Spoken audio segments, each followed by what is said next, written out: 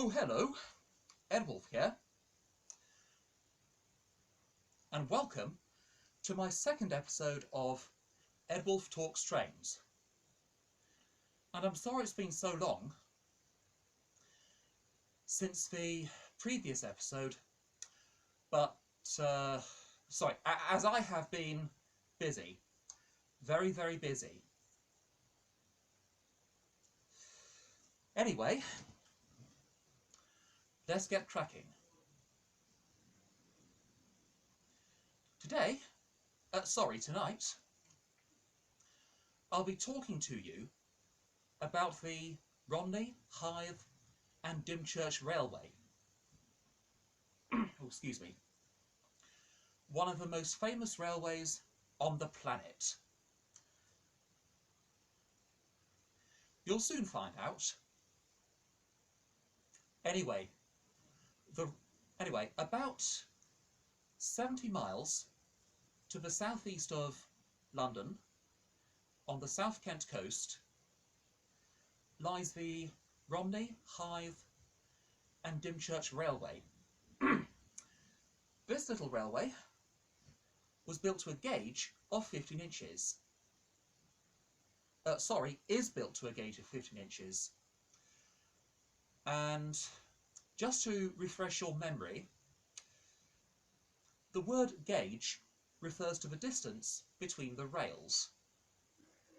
Anyway, this little railway was the brainchild of Captain John Howie, and unless I've already said this, I apologise.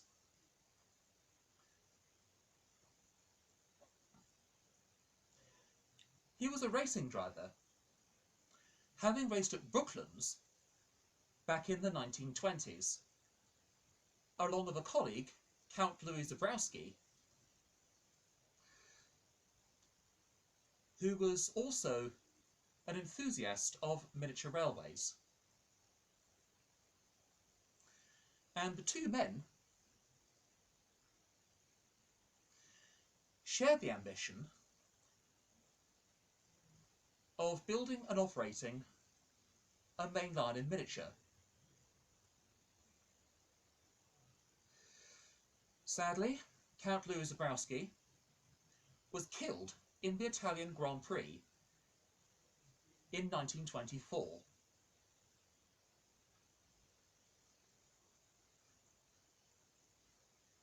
But Captain Howie continued the project alone.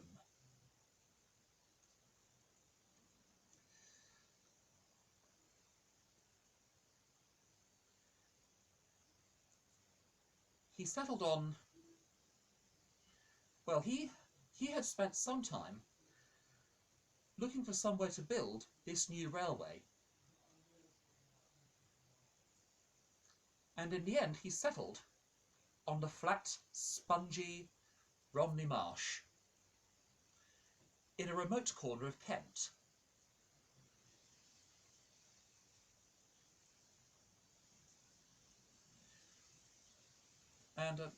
And the first rails were laid in 1926. Between New Romney, the headquarters of the railway, up to Hythe, a distance of 8 miles. Hythe is located about 4 miles to the west of Folkestone.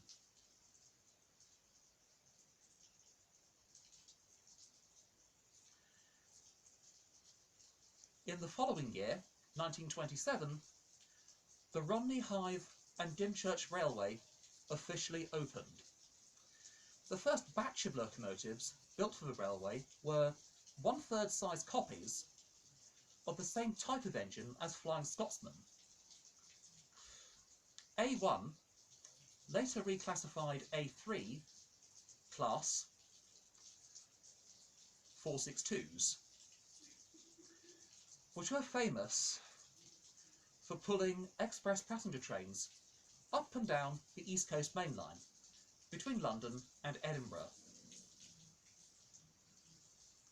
Now, in case you are unfamiliar with locomotive wheel arrangements, 462 means that there are 4 little wheels at the front, followed by 6 driving wheels, followed by 2 more little wheels at the back, likewise under the cab.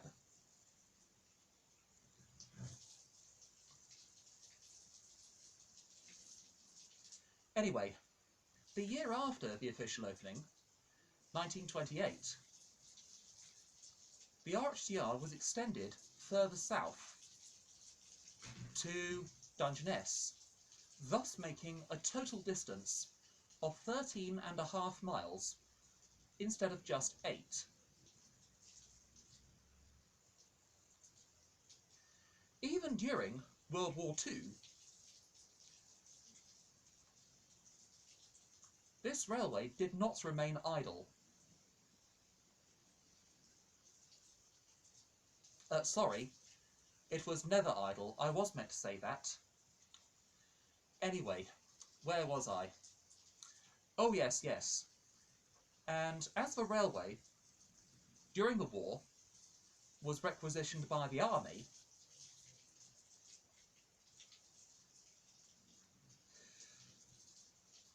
one engine,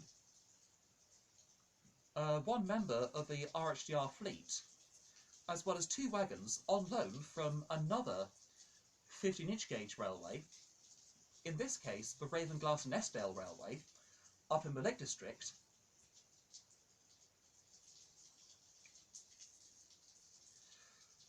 were converted into an armoured train, thanks to the cooperation of the Southern Railway, having carried out the work in their workshops at Ashford nearby, thus making it the smallest armoured train in the world. Once kitted out, this train was never seriously used in action,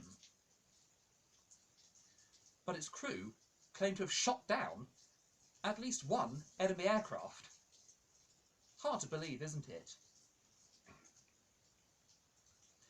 Anyway, in 1945, the war ended and the army left.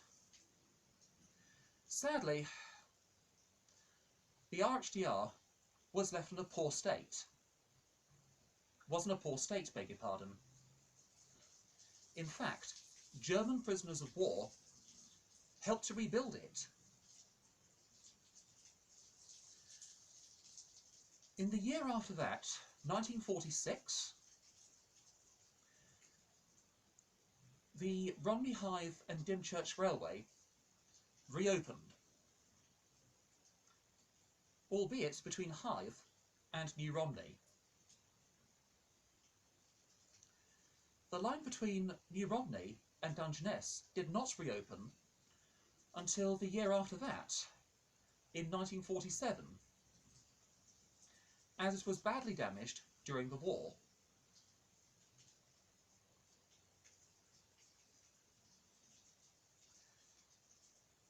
Ten years after the reopening of the Dungeness line, in 1957, the railway had seen a royal visit. In this case, Her Majesty Queen Elizabeth II, as well as such other members of the royal family as Prince Charles, who is now King Charles III, Princess Anne, etc.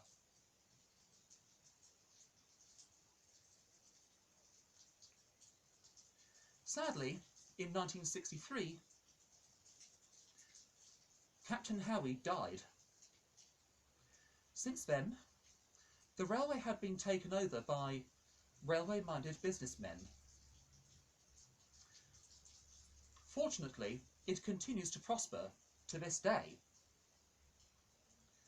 even if British Rail stopped running their own trains to and from New Romney by 1967. But that's another story. By the way, if any of you want to know more about this wonderful little railway,